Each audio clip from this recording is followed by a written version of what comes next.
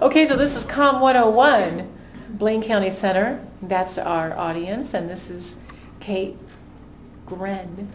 Whenever you're ready, Kate. Hi, everybody. Hi. How many of you take pictures with your camera or the cell phone? Pictures of your family, friends, kids, maybe a nice landscape, everybody, right?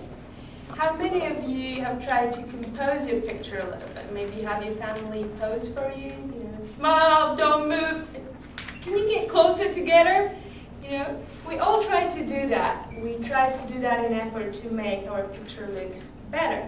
And that's what countless photographers during 150 years of history of photography did. They tried to improve the quality of their pictures to prove that photography is an art, that it is not a craft, that it is not, that it is actually an art. Well, today I would like to talk to you about pictorialism, photojournalism, and documentary photography. Those three genres helped establish photography as an art. Pictorialism was a movement that was created in late 1880s.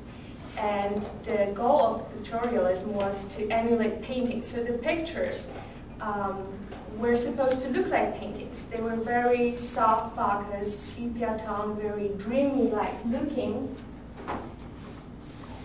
And they did that by combination printing. So they did one picture from several negatives. They also used very soft focus, and they painted or scratched the actual negative just to break down the surface a little bit more and make them look just like paintings. The most prominent photographer in the U.S. That was a pictorialist was Alfred Stieglitz. He was a Georgia O'Keeffe husband, and he formed a group called Photosecession in New York. That group, through lectures, shows, and editing, they tried to help to establish photography as an art. They actually achieved that goal. In 1910, Albright Gallery bought 15 photographs from Albert Stieglitz, and in 1924, National Museum of Art in Boston acquired several of Stieglitz's photographs, which was the first time in U.S. history that something like that happened. All the space in galleries and museums were occupied by paintings. Photography as an art didn't exist.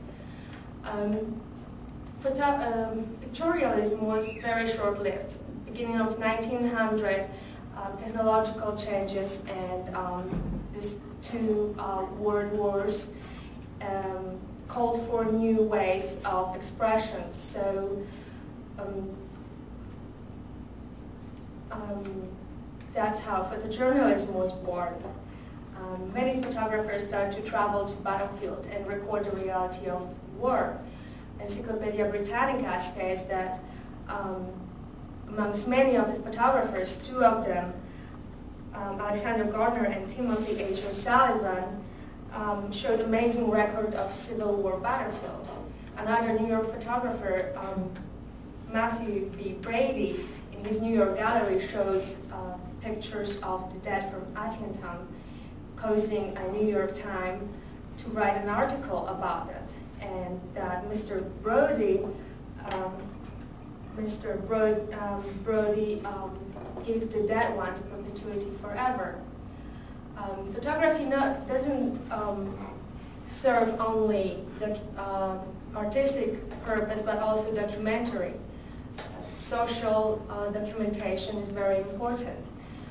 Photographers like Diane Arbus changed the way we look at outcasts of the society, people pushed off the margin.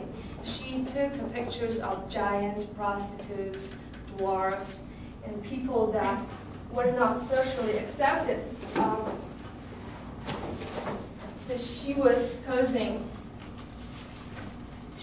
letting us see those people as human beings and not some freaks of nature. Therefore, she was changing how we look at them.